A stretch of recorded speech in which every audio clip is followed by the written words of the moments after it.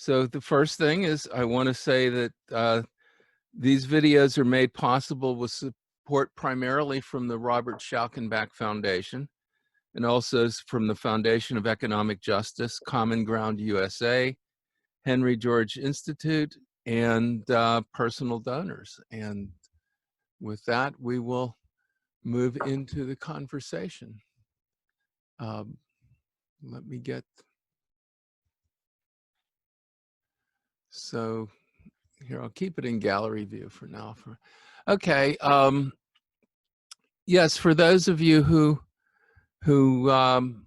didn't look at all the videos, Steve has, I guess that's your own channel. You have various videos. One was of you learning to skateboard. This was your first year of skateboarding at age 57. That's, the fact of that is just an unusual thing.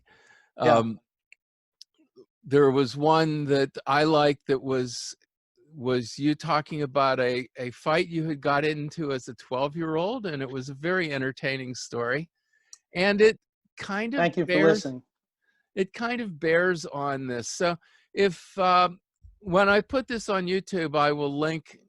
If you might have gotten the links to these already, but when I put this on YouTube, I will include links to those, and people should go watch them, but not now.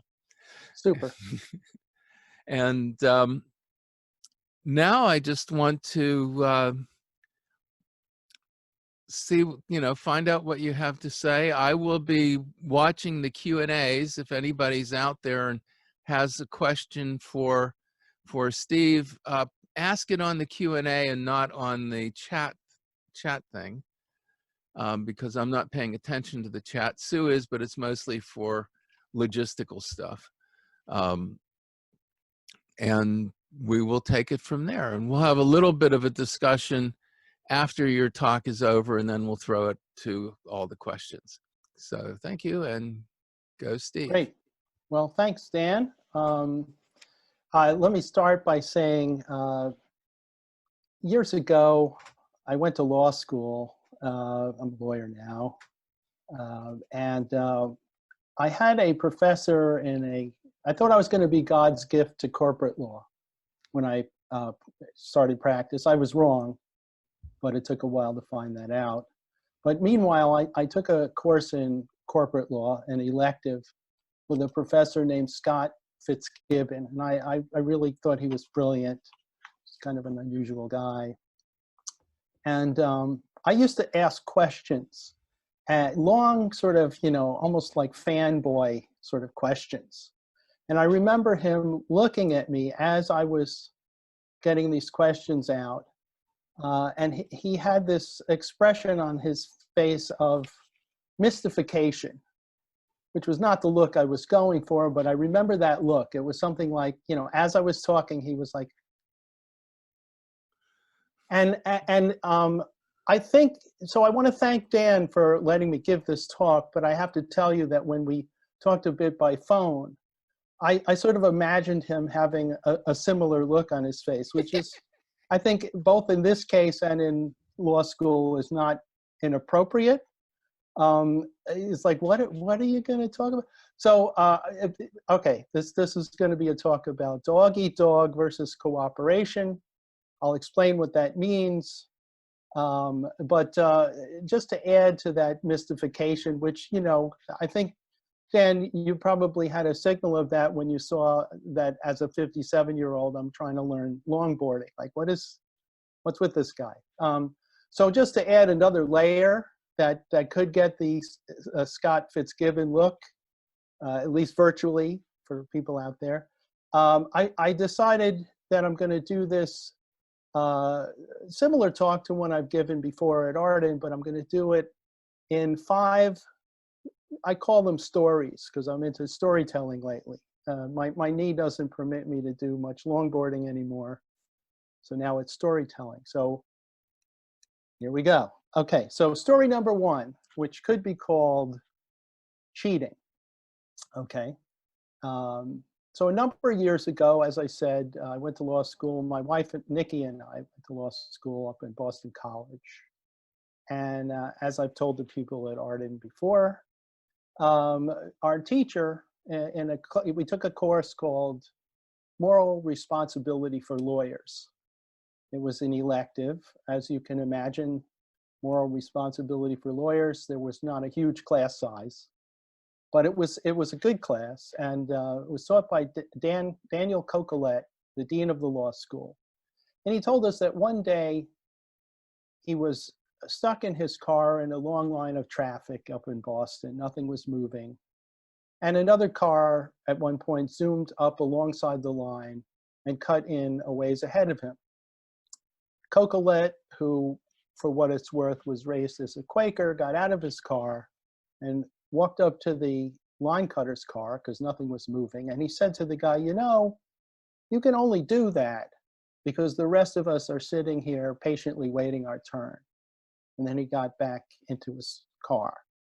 So what I'm talking about today is two, you could call them rival worldviews, rival views of how we should most wisely live in society. One that could be called the dog-eat-dog view, and the other, the cooperative view. And you know, the dog-eat-dog view, just to explain what I mean by that, is the view that life in society and opportunity is inherently limited. The thing to do is to be a winner at all costs, because life is winners and losers. You should try to get ahead by any means necessary, and if that hurts other people, so be it. Apes and wolves have their alphas, and so do we. Be an alpha. That's that view. The cooperative view is nicely sort of summarized by the Emperor Marcus Aurelius, who said, we are made for cooperation, like the eyelids, like the upper and lower rows of teeth. So, you know, appended or associated with those views, it's really quite a different worldview, obviously. There are a number of even economic views. And basically, this topic sort of allows me to look at George's ideas through maybe a little bit different lens than we often do. But, you know, Henry George, who this conference is all about, you know, sort of pointed out that it's a popular view in his day, and it persists today, that people feel really that opportunity is inherently limited. You'll hear this from people, or maybe you've even said it yourself, and it's not necessary to have read any economics to use the phrase or hear the phrase, they're taking our jobs. And at bottom, you know, what is that in a way but a sort of a feeling that there are only so many jobs to go around, that opportunity is inherently limited. And, you know, there's a number of sort of economic theories, again, often held by people who never read economics, that kind of support that kind of a worldview, the feeling that population is a threat, that wages that go to a laborer are basically come from a fixed fund, and the more people there are in the labor pool, the less, therefore, there would have to be on the average for any given individual. And but even without the economic view and the sort of a nerdy, you know, history of having read economics, if I could call it that, it's a popular worldview, and I mean it really almost doesn't need saying that it's particularly strong, I would say, today, where you have kind of the rise of kind of tribalism, the politics of populism, and nationalism, you know, have never been, if I can use this word, healthier than in my lifetime than they are now. So quite the pervasive worldview. Maybe not everybody feels that way, but you know, so that's that little spiel about what we're talking about. As going to the second story, so the first one was the line cutter story. The second one is I'll talk about Henry George's insight about cooperation in the last book that he worked on, The Science of Political Economy. He talks about building a ship And I think it's really instructive. So in this one, I'm going to use his words, not mine, but just to give you some background on that. So he has a section which I find very insightful, where he talks about different types of cooperation and their role in producing wealth in almost any level, really, of society, whether it's fairly primitive society or a highly developed one. Talks about the multiplication of labor, where people can work together to do physically things that they couldn't do individually, like log rolling or barn raising. Then he talks about the division of labor, and he's not the only one. I mean, we're pretty well aware, assembly line, specialization, that kind of thing. But he also has another sort of spectrum or grid of how he looks at cooperation. He sees there are two ways that people can cooperate, two methods. One can be through directed cooperation. And so I'll get into the quote now, because I want to let him speak. He's, as always, very eloquent. So in this book, The Science of Political Economy, after marveling over the way that directed cooperation enables a crew to sail a fully rigged clipper ship as if it were a bird in flight, he goes on to talk about the role of what he calls spontaneous rather than directed or unconscious cooperation in the building of such a ship. So here we go. Consider the timbers, he writes, the planks, the spars, the iron and steel of various kinds and forms, the copper, the brass, the bolts, screws, spikes, chains, the ropes of steel and hemp and cotton, the canvas of various textures, the blocks and winches and windlasses, the pumps, the boats, the sextants, the chronometers. When a shipbuilder receives an order for such a ship as this, he does not send men into the forest, some to cut oak, others to cut pine. He does not direct some to mine iron ore and others copper ore and others lead ore, some to plant hemp and some to plant cotton, nor does he attempt to direct the manifold operations by which these raw materials are to be transformed and assembled in the place where the ship is to be built. What he does is to avail himself of the resources of a high civilization and to make use for his purpose of the unconscious cooperation by which, without his direction or any general direction, the efforts of many men have brought together the materials and productions needed for the putting together of such a ship. A modern ship, he writes, like a modern railway, is a product of modern civilization, of that correlation of individual efforts in which what we call civilization essentially consists. A mere master of men, though he might command the services of millions, could not make such a ship unless in a civilization prepared for it. A pharaoh that built pyramids, a Genghis Khan who raised mounds of skulls, could not do it. So, I mean, this passage and this description, this concrete lyrical description of the role of spontaneous cooperation and the production of all the wealth we see around us has really paid dividends for me. When I read that, which is often my experience after reading Henry George or even rereading him, I became aware of things in a way that I surely would not have become aware before.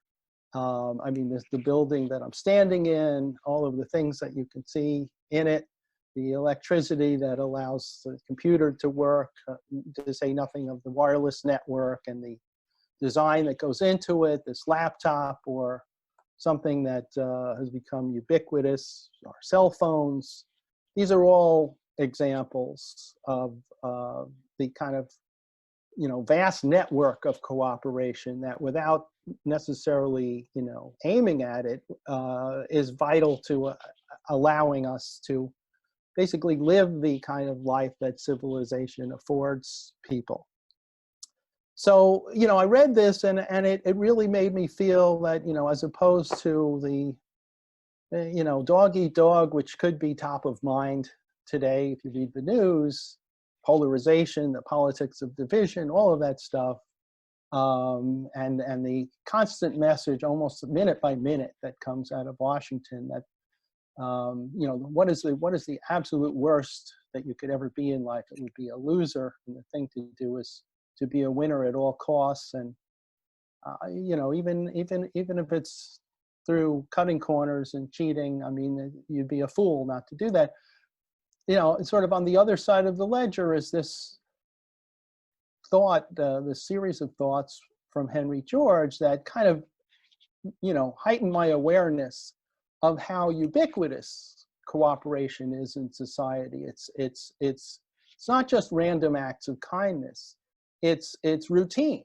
And it really made me feel, and I was heartened to feel this way, that in that sense, you know, we really are most fundamentally cooperative as a species. You know, just even after reading George, and, you know, I was teaching a course on this, I would go to New York when I could take the train to New York. Hopefully those days will come again.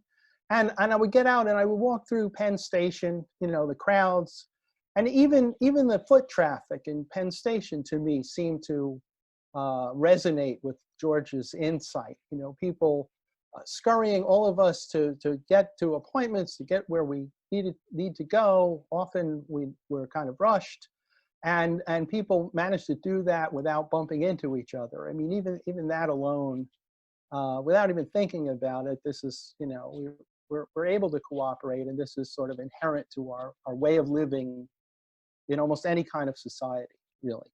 So that leads me to my third story. And if you can't tell that these are stories as they go by, I'm not shocked, because they're, you know, they're not like heavy. It's not like Guy de Maupassant and the Gift of the Magi, or assuming he wrote that, it might have been somebody else. I'm hoping that the comments will correct me if I'm wrong. But anyway, here's another story, third one. I call this My Meager Forgery.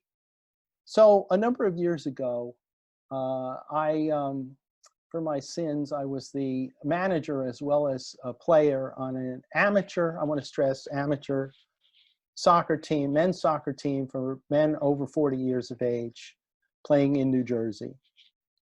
And at one point, one of our players, one of our more energetic players, who we valued, got a red card. He was ejected from the game because of brawling with an opponent. It was the opponent who started it, but as is often the case, it was the retaliation that the ref saw. So he was ejected from the game. But on top of that, the league imposed a 3-game suspension. And I thought that was harsh.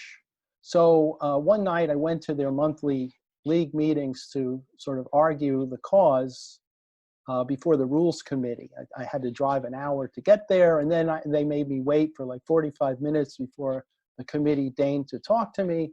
And basically they asked me one question: had I brought the player with me? And I said no, you know. And they said, well, then the 3-game suspension stands. And that kind of pissed me off, because I had talked to the head of the rules committee before I went up there. And he could have told me to bring the player. I would have, but he never told me. So I was kind of fuming and cursing on the way to drive home.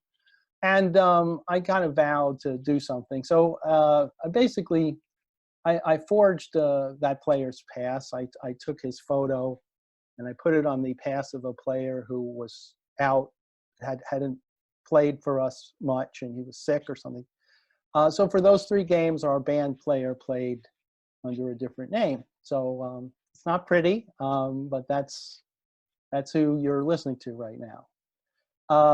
But, you know, the point of the story is, you know, I had, when I gave this talk before, the point really was that when we feel ill-used, when we feel unfairly treated, that may bring out the dog-eat dog in us. I mean, normally I like to think of myself as a great respecter of the rules of the game. I think with sports, that really is what makes sports, you know, it's one condition that makes them enjoyable, and victory sweeter if you play fairly.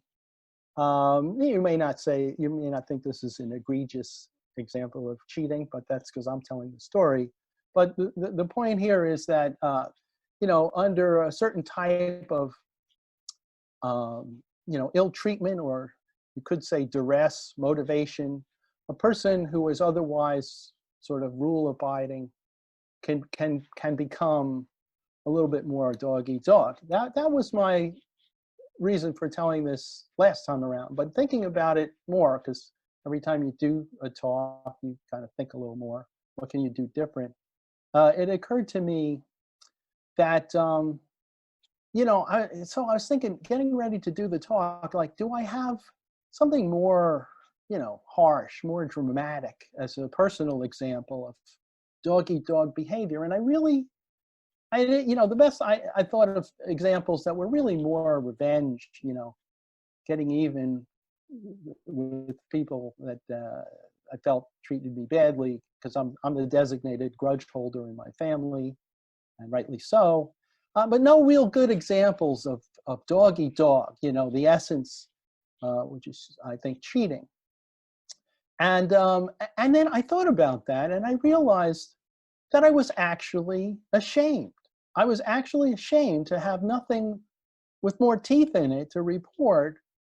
And then I sort of paused over that, and I thought, look, I mean, I really, since I've become interested in this particular topic, obviously you'll find out soon enough, I'm kind of on the side of cooperation, and that tends to be, a worldview that I really value, I take to heart, and yet, even so, that I would feel embarrassed not to have anything more ruthless to report to you. I realized, just how deep and pervasive the dog eat dog view is. So, that got me to another point of I sort of formulated what I think of as the dog eat dog problem. Henry George, thankfully for all of us, formulated what I call the poverty problem. Why does poverty persist and deepen as civilizations get better and better able to produce wealth? Well, this is not on the same cosmic level, but it may be related, which is to say, it occurred to me, I mean, if we are, as I believe, partly thanks to Henry George, most fundamentally cooperative as a species, why is it that dog eat dog is so persistent a worldview, and certainly, very strong today, and has been at different times in the life of society? How can that be? So that's where that little anecdote gets me to. I'm going to do a little quick digression on the etymology of the phrase dog eat dog, for the simple reason that I forgot to do it earlier. But it's worth throwing that in here, so a little aside. Basically, dog eat dog enters the English language, I think, around 1543, by way of Latin. There was a phrase, caninum non caninum est. In that phrase, est means to eat, not to be. So it was translated in English as dog does not eat dog. So that's the first appearance that I found with some Googling in English. And it's interesting. I mean, I think it's sort of biologically accurate. Dogs are not especially cannibalistic. They're a pack animal. There may be some jockeying for position, but dog does not eat dog was the first time it comes in. And then about 200 years later, I think around 1732, there's another appearance that says dogs are hard drove when they eat dogs. So it acknowledges that the default situation is that dogs do not eat dogs, but when they're hard drove, they do. So this introduces the idea of duress, that they have to be driven to it. And then, on down to today, where we just have the phrase dog eat dog, which means kind of the opposite of the original reference. It refers to kind of ruthless, get ahead by any means necessary. That phrase, get money honestly if you can, but get money. That sort of attitude. And this is not unusual in the development of language, that a phrase will sort of morph. But I just sort of found that interesting. So on to the fourth. You'll be happy to hear the fourth of five stories. So we're getting there. This one I call the Tangled Bull. And again, this is I'll let Henry George and his words kick this off, although I have maybe something I can throw into that.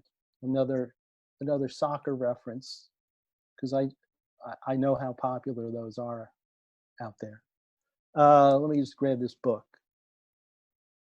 Okay, so this is at the beginning of George's book, Protection or Free Trade. And I think it's worth reading the first two paragraphs. He starts off his book saying, "Near the window by which I write, a great bull is tethered by a ring in his nose. Grazing round and round, he has wound his rope about the stake until now he stands a close prisoner, tantalized by rich grass he cannot reach, unable even to toss his head to rid him of the flies that cluster on his shoulders. Now and again he struggles vainly, and then, after pitiful bellowings, relapses into silent misery. This bull, a very type of massive strength, who, because he has not wit enough to see how he might be free, suffers want in sight of plenty, and is helplessly preyed upon by weaker creatures, seems to me no unfit emblem of the working masses." Okay, so there's an image for you, not a full story, although I can't resist the fairly irreverent or trivial reflection that, boy, that was handy for him to see that bull. I mean, just kind of narratively. He has a great credibility when he writes, but I have sometimes wondered, I mean, was there a bull? I mean, there probably was. Was it right in front of him when he happened to be writing this book? Very useful, at the very least. So George was not only brilliant, I guess he was lucky. So here's an even more trivial thought for you from my own personal life. Back to soccer, because I know you've been waiting for that. So when I played on Milburn United, I think I helped name the team, and only later came to find that United was kind of a misnomer, especially when we played against good teams. But nevertheless, I've had the experience as an amateur player once or twice in my career. I mean, there are so many bodies on the field, so much motion, that it is possible, I can tell you, to experience getting turned around. What I mean by that is, once or twice, not more than that, I've had the experience of dribbling the ball at my feet and moving it towards the wrong goal, basically attacking my own goal, which is counterindicated for basic soccer strategy. You don't want to do that. And just a pro tip for you soccer players out there, if there are any who are not just diehard baseball fans, but some soccer players, if you ever come to suspect that you're attacking the wrong goal, one sign that you might be is if you find that your opponents suddenly give you a lot less resistance to your forward progress. Now, why do I mention this? Okay, you may be wondering. Well, basically, I think we as a society in this moment have kind of gotten turned around in a sense, and are kind of attacking the wrong goal. I mean, there's right now, and understandably, a lot of rage after the killing of George Floyd. There are riots which sort of channel or epitomize a lot of anger. And also, there's this feeling that maybe opportunity is inherently limited. And so to the fifth story, I think George's great central insight really helps us, essentially turn ourselves around in the right direction. There's anger, there's a recognition that there's great inequality in wealth and in opportunity, and yet, thanks to George's insights, I think we are able to see, if we are exposed to those insights, that the target of people's anger on different levels of intensity, is really misdirected and not productive. So on to the fifth story, which is really kind of a little bit of a montage of a couple of different stories. I call this one Retrograde Motion. So for hundreds, if not thousands of years, astronomers, ancient astronomers, not so ancient astronomers, were puzzled by this phenomenon of the retrograde motion of the planets. Basically, looking out at the heavens, ancient seafarers and so on would we had the constellations, and there were the fixed stars, and they would move across the sky like the inside of a sphere, basically maintaining the same position with respect to each other. They all kind of moved in unison. And then you had these other bodies, which ultimately were named planets, that behaved completely differently against that backdrop of fixed relationship of heavenly bodies. They would wander across the sky, and then they would double back on themselves, and then they would double back again. They were bright, they looked like stars, but they didn't behave like any of the other stars. And they were named planets because planetos in Greek, I think, is related to the word wanderer, the wanderers. And it was a great mystery. I mean, an early ancient, well-respected astronomer, Ptolemy, came up with a theory of epicycles that looked like the old toy spirograph, many curlicues to sort of account for the motion of the planets within his and everybody else's conception of the universe, which was centered around the Earth. And it took basically a number of people sort of working cooperatively as far as scientific insight to understand that the explanation was the planets move in elliptical orbits around the sun. Shout out to Tycho Brahe, Johannes Kepler, and then Newton used that for his universal theory till Einstein came along of gravitation. So I mention this because I think that in the area of the workings of the economic world, George's attempt, which I believe was successful, was to basically, give us what he had experienced, an insight into the workings of the economic world on a footing that, and it's shocking to just even say this, but participates qualitatively in the same characteristics as these other scientific insights. In other words, and George talks about this particularly pointedly in his last book, The Science of Political Economy. What he's looking for are what he calls natural laws, and as were known to scientists in his day and before. Laws about the behavior of the production of wealth, the distribution of wealth, that basically are universal, that obtain and operate regardless of particular eras, conditions in time, local conditions, even political conditions. And I think he was largely successful. In fact, completely successful.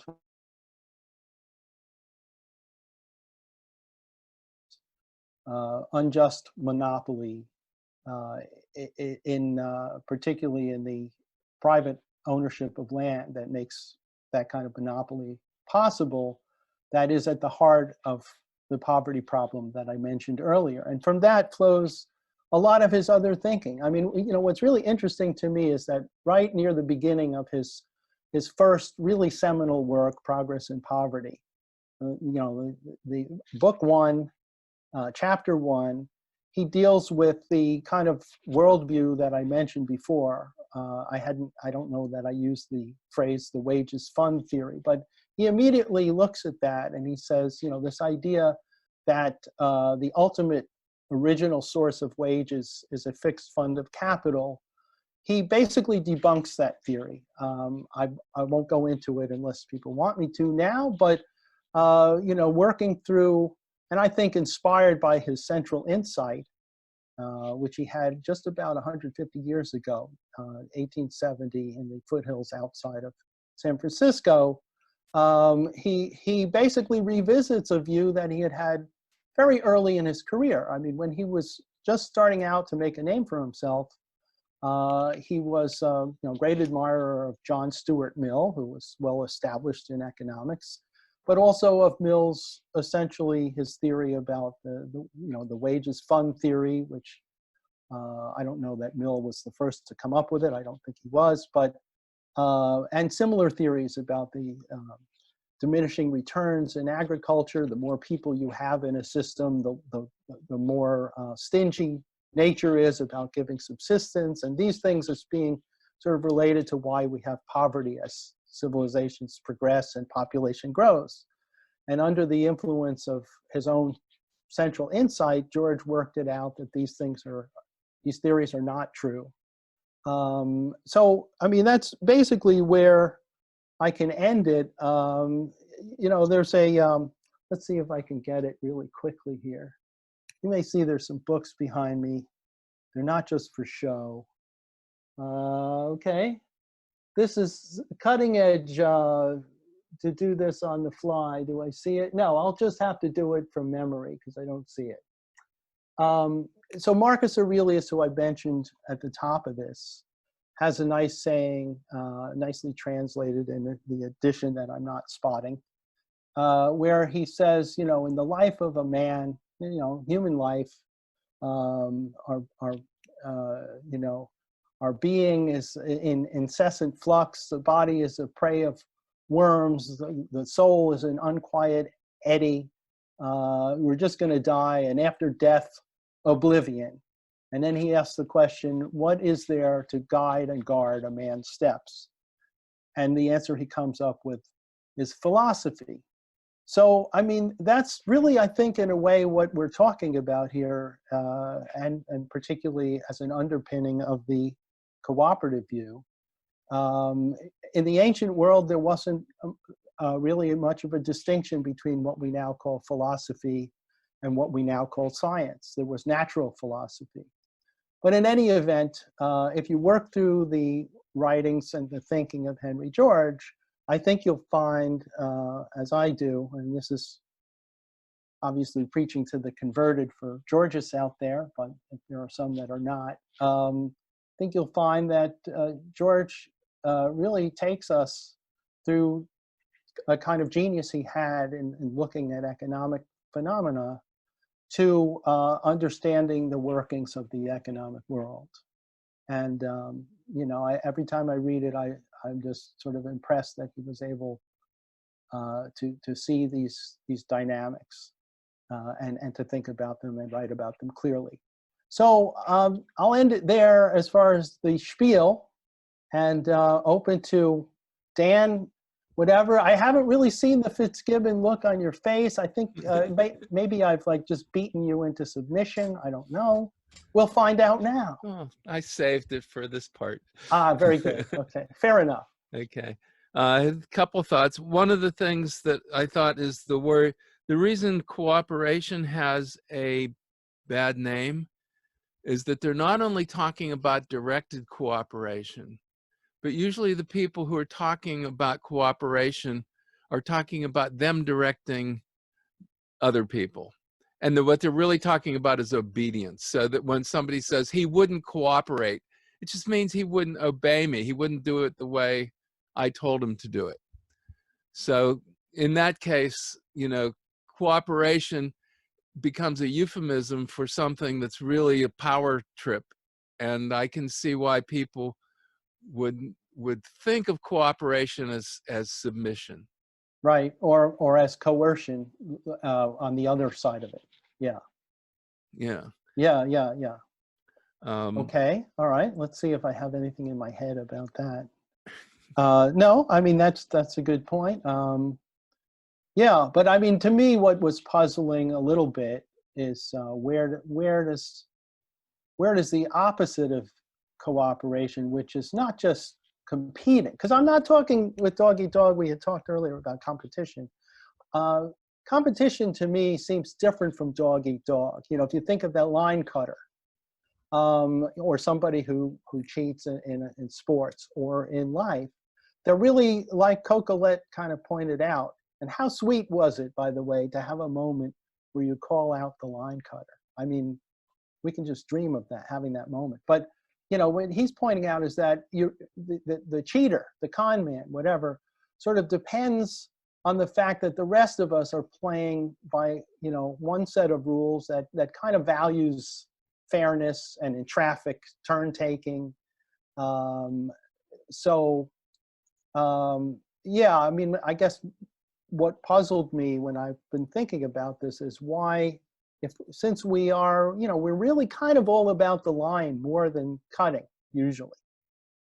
How can it be that you know, I think we have internalized this idea that it's not only getting ahead, you know, through, let's say, fair competition, but by any means necessary. If you want to be, not to be sexist, but if you want to be a real man, you should be working to, you know, just, I mean, the euphemism is to play hardball, you know, and that sounds nice, you know, all right, you're going to play hard, you know, get dirty, well, fine. But there's even a tincture of, let's cheat. And yeah, that's the part that mystified me, but I see what you're saying. If people feel that they're ill-used because they're being told what to do, I mean, you know, and of course that's a whole other side discussion, right? About George's critiques of socialism along the lines of an attempt to direct what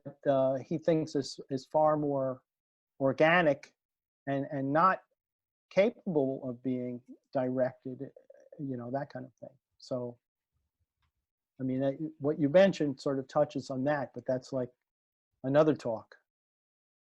Yeah, yeah. I had a thought of what if the line cutter, what if he got out and walked up to the line cutter and the line cutter said, well, my wife is having a baby and I want to get to the hospital, you know, and so I cut in line, and if you don't like it, that's too bad.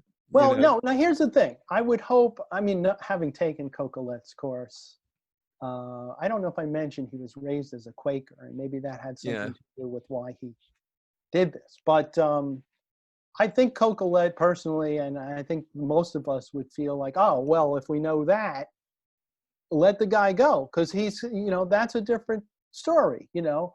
But I mean, we've all sat in traffic and we've all seen the line cutter. Hopefully there's a minimal number listening now who are more on the line cutting side.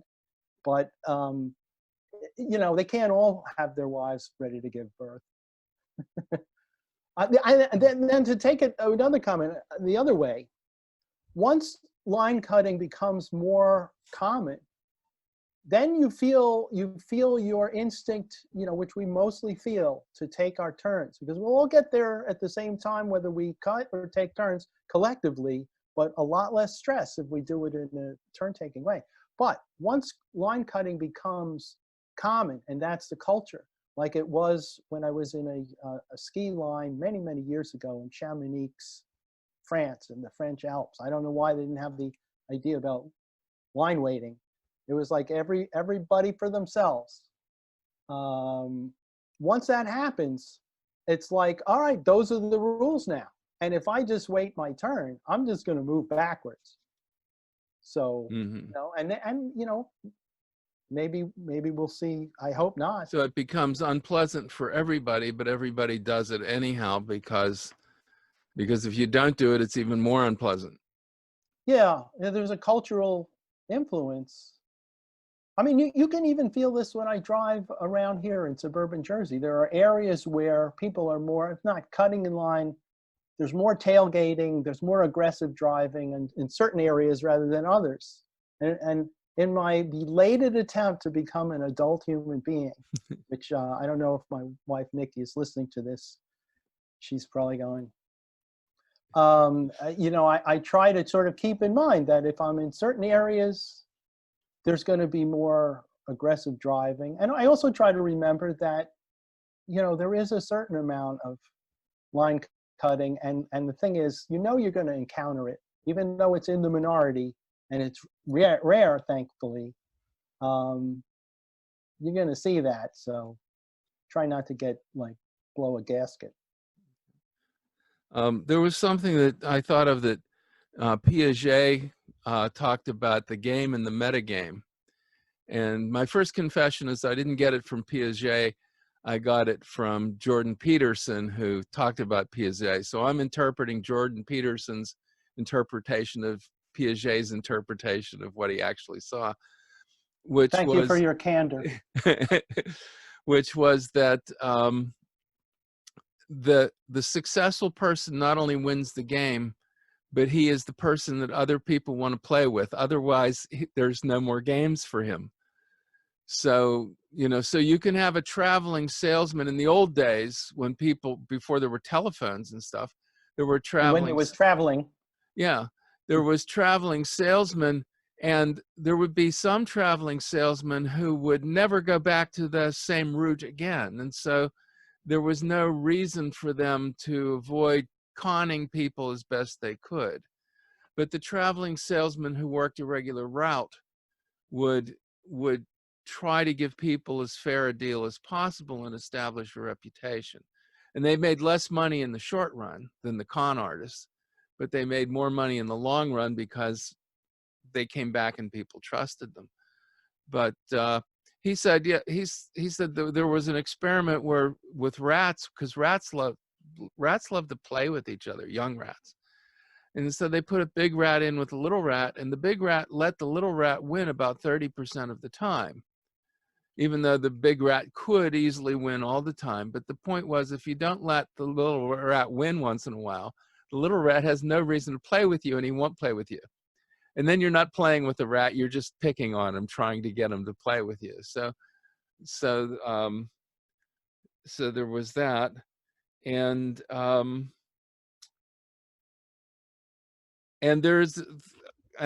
don't remember where this comes from, but they were studying alpha male apes, and sometimes they would get a really tyrannical alpha male ape.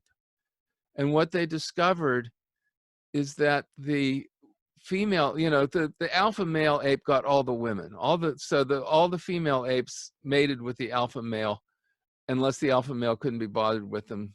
And then so one or two other, but they would also mate with high order male apes.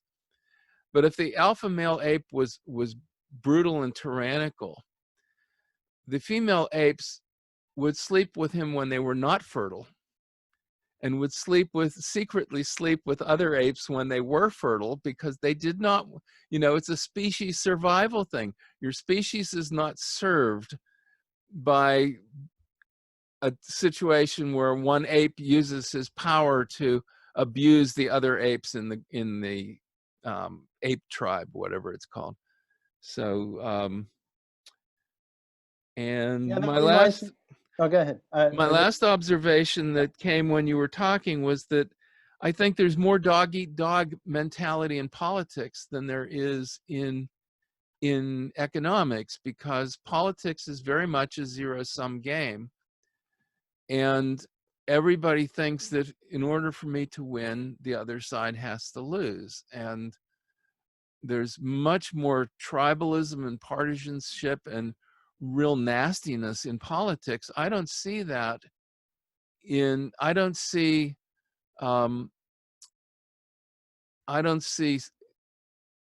T-Mobile talking about Sprint the way that Democrats talk about Republicans and vice versa. So. Right. What occurs to me there is that, I agree with you. But this political moment, it seems more sort of brutally that way than I can remember. I mean, having said that, you know, you read some interesting think pieces where we're reminded that politics has played dirty in the past, so it's not a new thing. But the divisiveness now and sort of harping on it, you know, it makes me think that you know, because you know, the modern era, maybe this has always been true. The politician who wants to get elected is playing to the polls and a political calculus, what will get me votes, and so it's hard to get away from the, at least, theory that there must be in the general population some kind of receptiveness to divisiveness that seems to be particularly strong today, even though, people can't be that divisive in their natural lives. Ships wouldn't get built, but, when phones or whatever we have around us, we have to be cooperative, no matter how divisive our politics are. But I think it also, the tone of the times suggests to me that dogs are hard drove these days, that people are feeling, that opportunity is limited. And so, that's how I read it. Okay. Are there any comments, Yeah. from the outside world, Yeah. not the screen? First of all, one of the so your mom and a couple other people came on as Steve Sklar. So I don't know which of these people it is, but Oh, okay. but Yeah, she said Sorry about that. Gift of the Magi was O. Henry, I think, and that sounds right to me too. Okay. Yeah. Um, I was wondering that when I said it. I was like, Maupassant or O. Henry? Yeah. and Reminds me of another story that is not particularly on point, but a lot of fun, where I was interrogated by the Supreme Court of the state of New Hampshire when I was going for a job after law school. And they interviewed me en banc, the whole, like 5 judges. I was going for a clerkship after law school. And one of them asked me, what do you think was the most important case to come out of the Burger Court? So I'm thinking to myself, how many cases do I even know? I had taken constitutional law. So I'm thinking, well, Roe v. Wade was an important case, but was that? I think that was the Burger Court. But I'm dyslexic about that. There's like Warren Burger, but then there was Earl Warren, 2 different Chief Justices of was it Earl Warren? Was it Warren? So I said Roe v. Wade, and we got into a discussion, and obviously I guessed right because they didn't say that was the wrong court, but yeah, so Maupassant, O. Henry, that even if you're literate, that can happen. I couldn't remember until I saw it. So yes. Thank you, whoever posted that. Yeah, and another of your friends said Trevor Noah recently was ruminating on the demonstrations and the complaints about violence and looting. He said that the question we should be asking is, why are people looting, but rather, why do people usually not loot? He talked about the social contract, and that when people feel the social contract is no longer operating to protect them, it is void and they have no reason to continue to uphold it.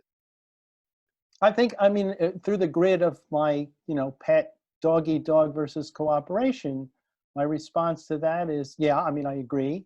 But another way to put it is that, in normal everyday life, we all recognize the great collective value of like not looting stores and, that base level of instinctive cooperation. But again, when things, like there were riots, I think in the 1970s, there was a big blackout in New York.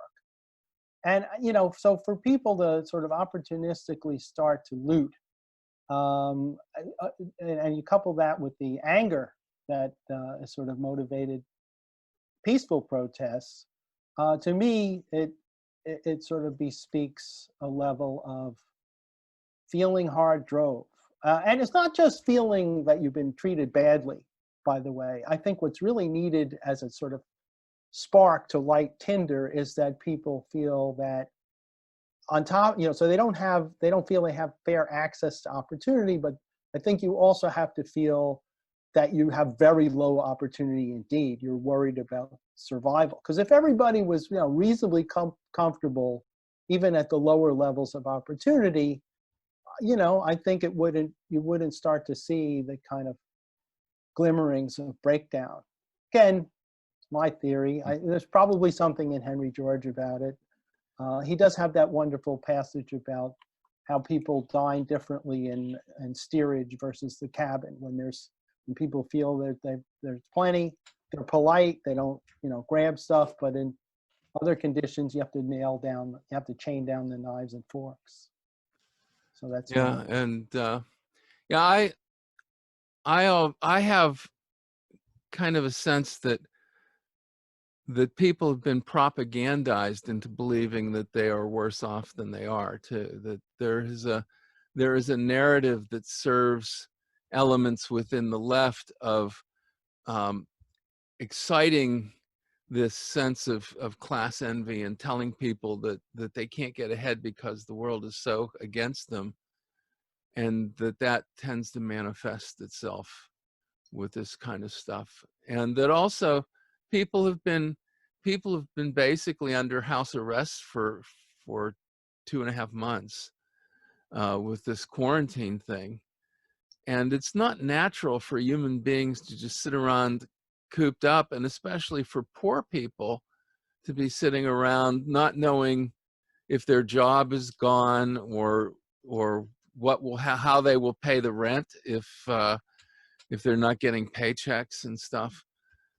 And that's coupled with the stress of being inanimate, the physical lack of activity, and also the separate.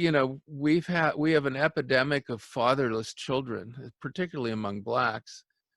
And so these blacks are raised without fathers, and they have no experience with how to interact with an authority figure.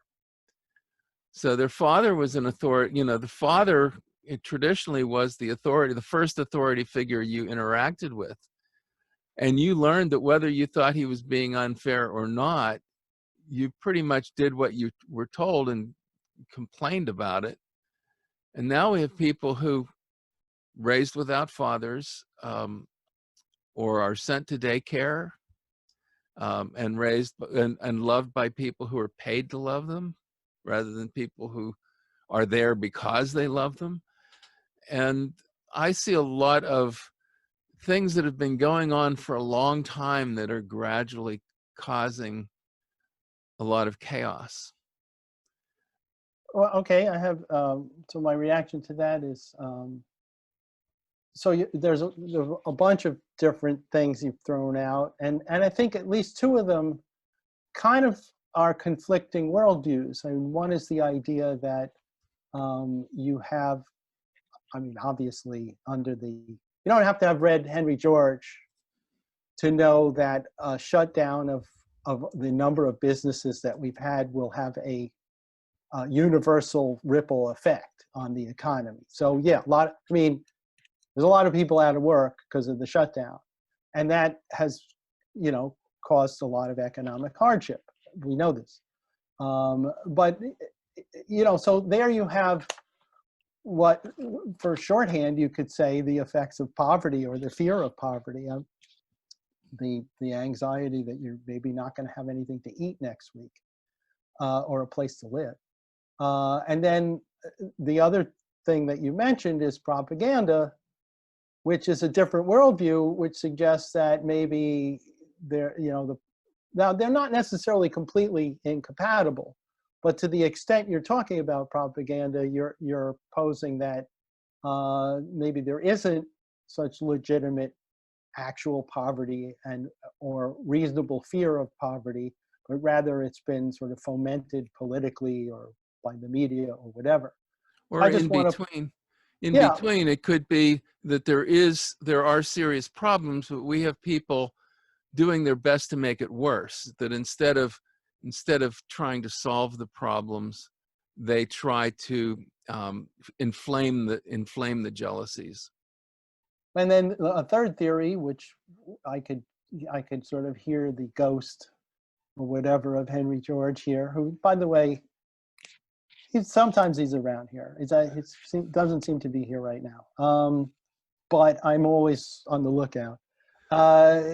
Suggesting that in addition to fomenting dissatisfaction, there's another thing at work, which is the kind of ruthless, sort of predatory behavior of monopolists who are subverting and channeling off distribution unjustly. Now that's as he discusses it, that's not propaganda. He's saying that's really going on. So, yeah, and it's a polarizing thing and it serves the monopolists because they kind of step back and they're out of the fray, and they virtue signal. You know, you see lots of support for George Floyd. You see all these statements of support from McDonald's and Nike and all these things, and they're, you know, I mean, Nike is employing slave labor to make their shoes in China, and they're being all virtuous about these things, but they get to step back while the tribal people, one set of tribes says it's all your fault, and the other tribe says it's all society's fault. And it's really some of both. There's another thing that George mentions in a late essay, relatively late, it was I think 1888 or so, that he published in George's, whatever the George's publication was. Could be. I could look it up. Wynne Ackenbaum would know the answer right away. But where he says that, in changing his position from earliest in his career, that pointing the finger at foreign labor as the big threat, it really is a sort of diversion that serves what he calls the vested interests. Interesting to see that, you know, how he developed about wages fund again, that in the beginning he was he thought it was reasonable, and then when he had his great central insight, he kind of changed his position. And it's interesting because he was one of the first to debunk the wages fund, and he debunked it more thoroughly than anybody at that time. And now, in general, the wages fund theory is universally debunked, and yet they act as if it were true. Yeah, I mean, you know, he even points out that, you know, it's very popular among the sort of educated classes and so on. At least it was before he got to it, maybe. But he said, but it's even maybe stronger among what could be styled the lower classes, who would never have heard of the theory, you know, wages fund. And I think that continues to be true. I mean, so, you know, my day job is immigration lawyer, and you know, immigration lawyers, we're like the lawyer for the canary in the coal mine, which suggests to me immediately, get it up front, get paid early in the case. But in any event, you know, as an immigration lawyer, you know, I sort of have antennae for that phrase, "They're taking our jobs," and a lot of people feel that foreign labor is doing that. And I mean, that's, I guess, July 12th or so, I'm supposed to come back and we'll have a nice exchange about that.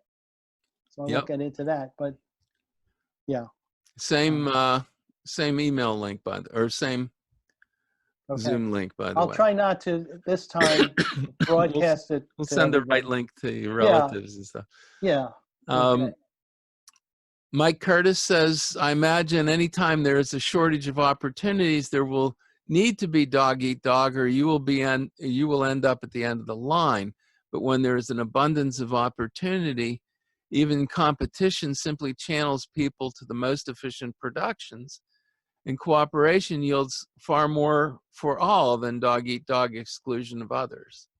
Well, there you have it. See, Mike Curtis has just given all of my talking, put it better than I did in a couple of sentences. So thanks a lot, Mike. I appreciate it. But no, I mean, that I couldn't have said it better myself. One of your relatives said, hold on, leaving aside the generalization that Black children grow up without fathers, Black mothers are more than capable of instilling discipline. I never said they weren't capable of it, but the tendency is overwhelming. And this is not racial. This applies to white mothers without children too, that they are they are more likely to cave in when they lay down an order and the child complains about it and negotiates his way out of it. That happens far more with mothers in general than with fathers. And the, I can just imagine some mother's going, we'll talk. We'll talk, yeah. Dan. Yeah, all Yeah. right. Well, no, this Okay. has been studied extensively, and it's been studied to the point, the school shooters are mostly white. The ones that go in, and the mass shooters in schools, they're almost all white, and almost all of, not almost all of them, but about 75, 80% of them were raised without their fathers present.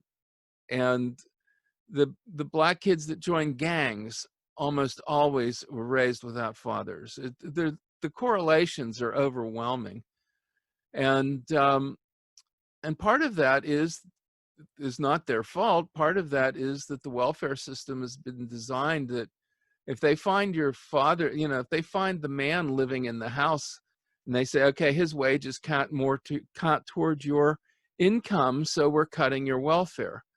So the welfare system was designed to financially reward separating women and children from fathers. So so there's a lot to that. But I have to say, as a father, I could only wish that your theory applied more to the way I feel I'm regarded in my family, which points up the danger of theorizing based on individualized experience. And again, if I can throw it back to Henry George, his brilliance is that, what feels like more of a sort of chaotic area of behavior and phenomena than economics. We have so many different personal experiences, and here's a guy who had a sort of genius for seeing, sort of broad patterns. I'm just, even preparing for this talk, I did a little bit of reading in Henry George, and again, I'm struck with that. I guess it gets boring after a while to say he had a genius for this stuff, but I mean, that's why we continue to have George conferences, I guess, and hopefully, the insights will never disappear. on that last thing, I'll throw something out for the basic income people, which is that if we collected the rent and shared it on a per capita basis, we collected the rent, that whatever we get rid of other taxes, and we use land value tax or ground rent to pay the essential services of government. And then instead of a bureaucratic welfare system based on need, you would get your share of the rent based on fundamental rights. And so a poor family would be getting a share of the rent, and there would be no incentive for the father to be separated from the rest of the family.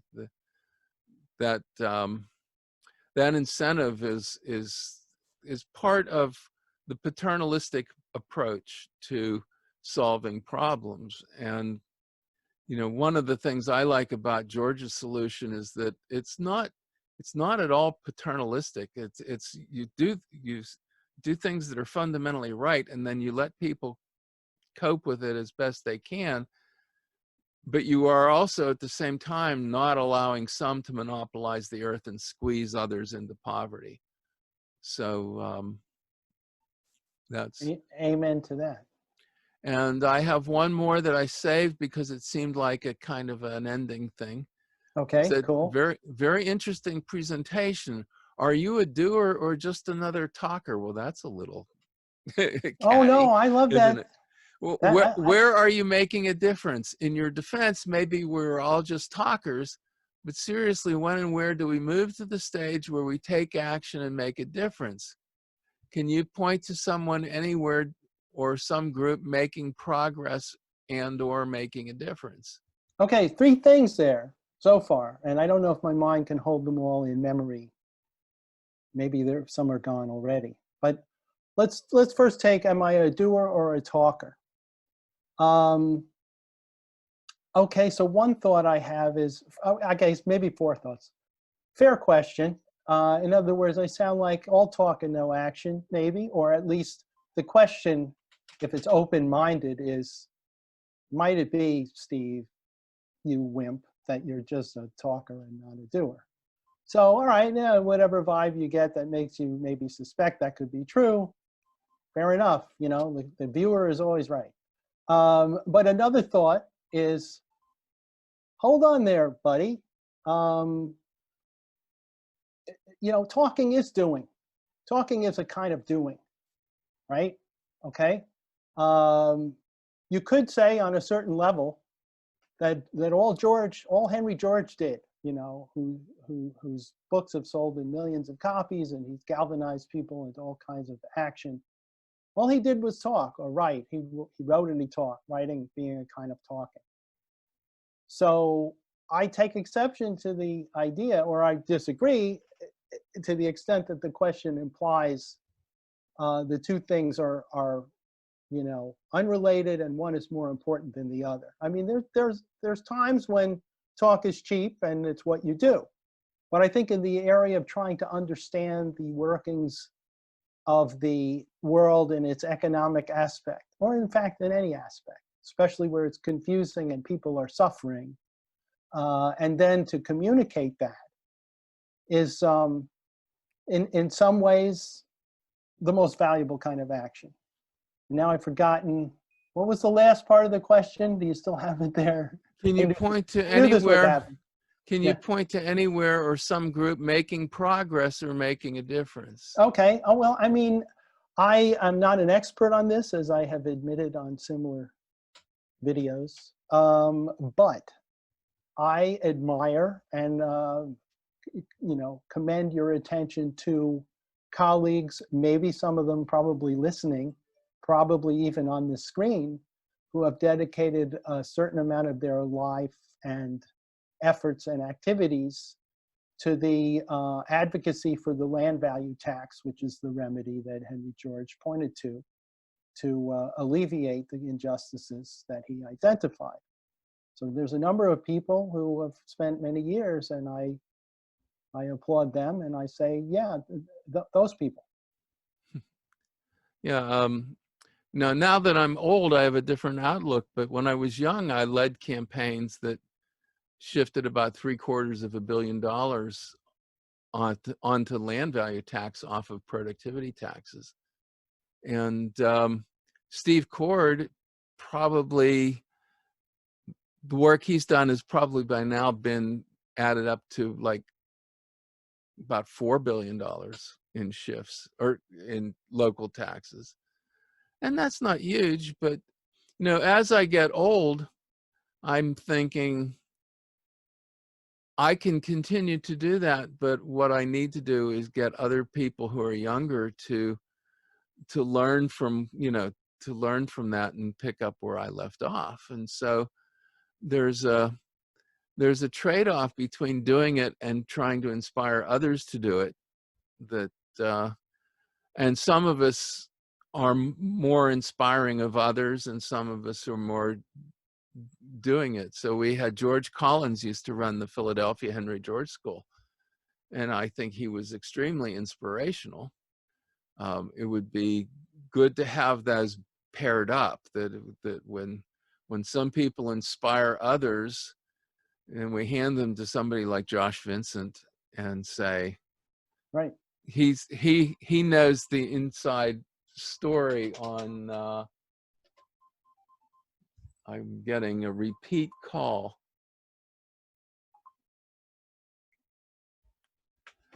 There. He can tell you how to be effective at dealing with people. That's I think also, yeah, sorry. So Ed Dodson says, have we ever figured out what doing is really effective? That's a question I would have to chew over.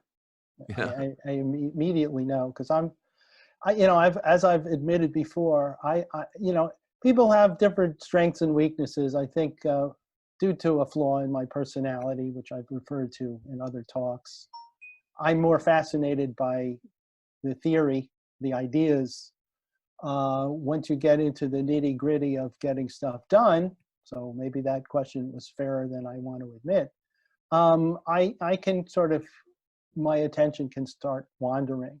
But I will say this, I think both are vitally important to understand and hopefully communicate clearly what needs to be done, and also to do. That can be different skill sets, but both of them sort of depend on an understanding.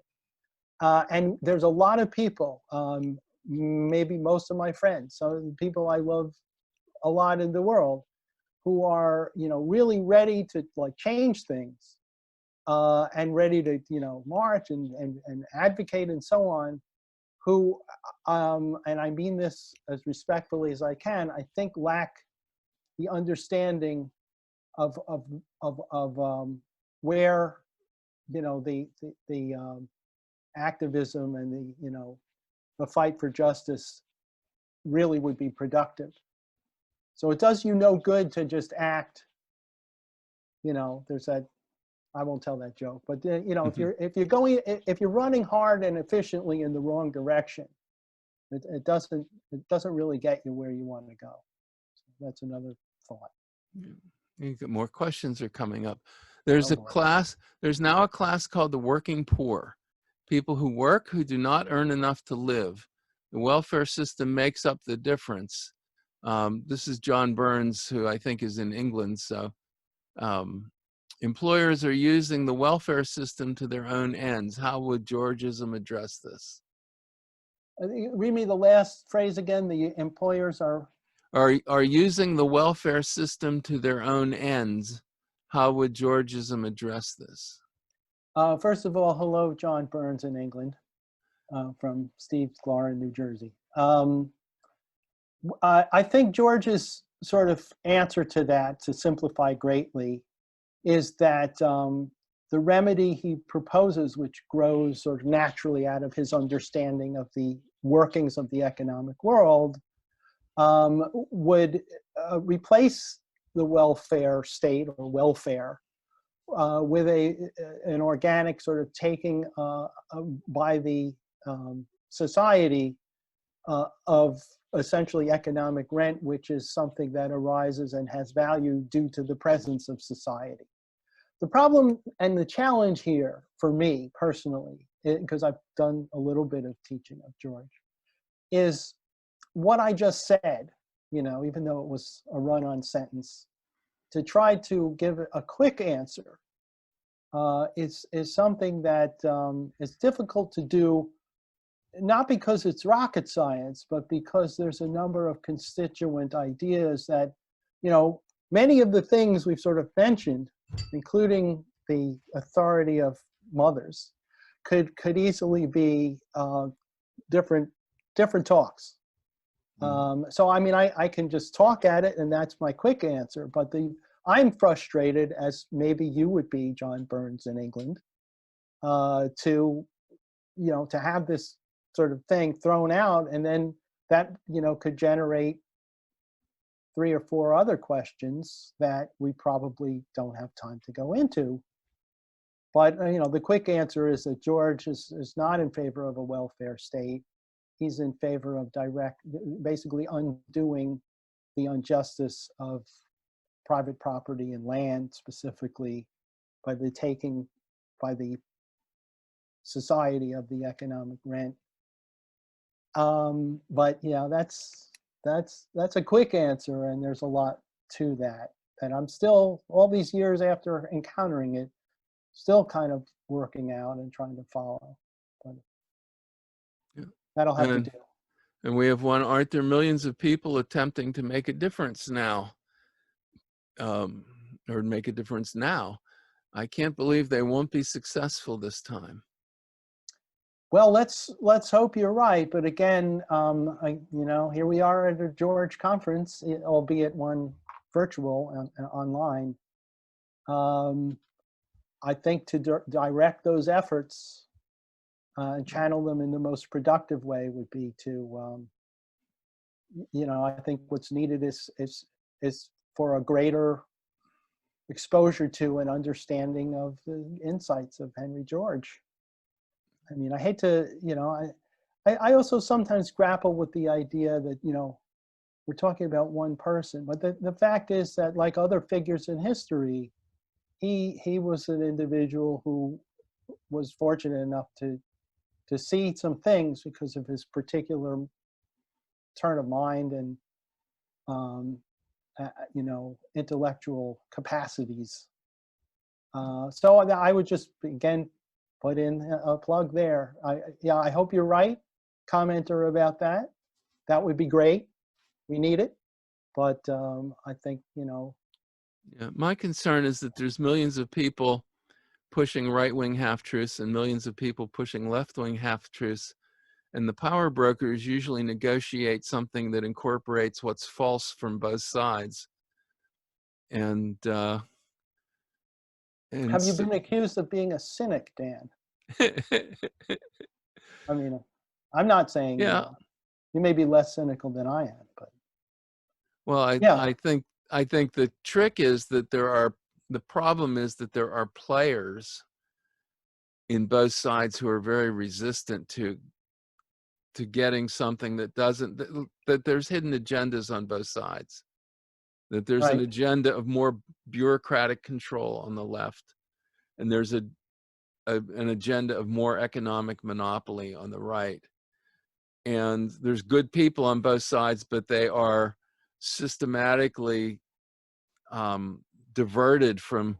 People on the right are very reluctant to challenge corporate monopoly, and people on the left are very reluctant to challenge bureaucratic control. And you know, as soon as you do that, you're considered to be the you know, if you challenge the bureaucratic approach on the left, then you sound like a right winger to them.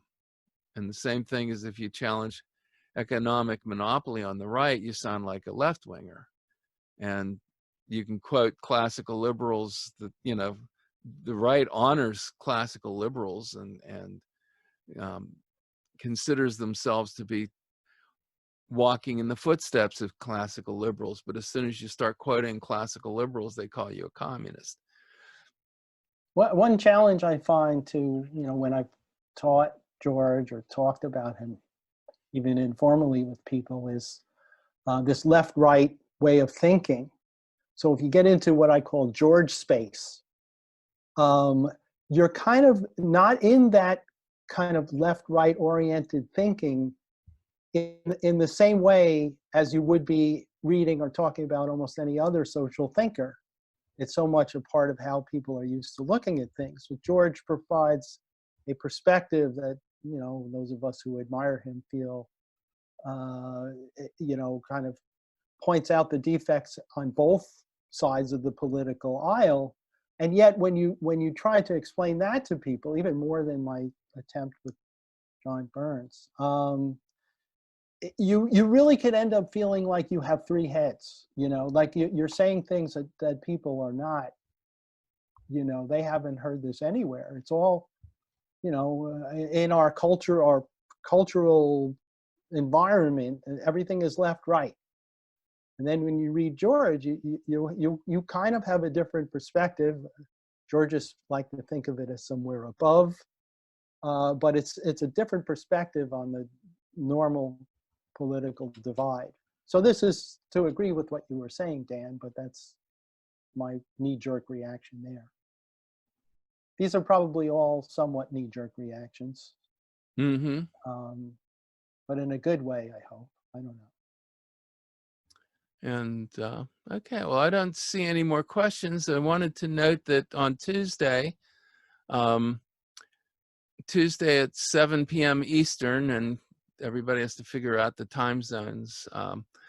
After that, Ted Gwartney and Nick Tiedemann will be talking about assessing. Nick Tiedemann is a longtime Georges professor at Virginia Tech, and Ted Gwartney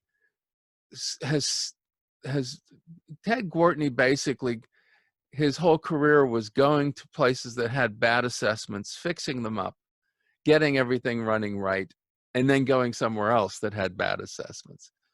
And he's one of the more renowned assessors of if assessors can be renowned. I mean, that's, but he is quite a famous assessor within Georgia circles, and has had amazing results because land is consistently underassessed, and he's had amazing results just fixing that up.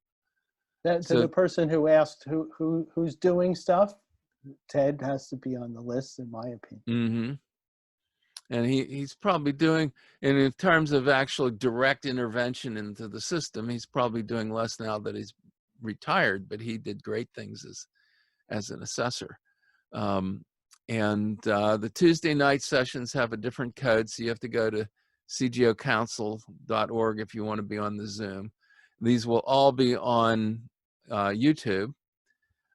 Anybody who wants to donate, we have a nonprofit. You can get a tax deduction from us. Contact Sue Walton and or say something on the CGO Council page, Facebook page.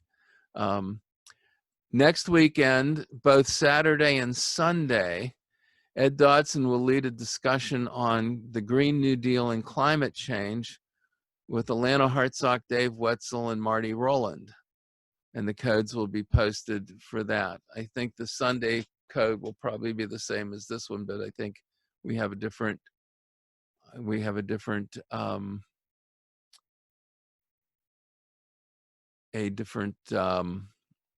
code for Saturday for some reason. And I think that's pretty much it. Unless you have any final thoughts, or I mean, I'll only add that beware of counterfeit Steve Sklars. That's all I can tell you. Well, you did the counterfeiting; they just showed up. So did you have to mention that? Yeah. Okay. All right. Thank you. Okay, and I will once again say that this is made possible primarily from funding from the Robert Schalkenbach Foundation, also from the Foundation for Economic Justice, Common Ground USA, the Henry George Institute, and some private personal donors. So thanks, Dan. There we are. Thank everybody. Thanks to those guys. Yeah. And this should be on YouTube tonight or tomorrow. Thank you. Thanks. Bye.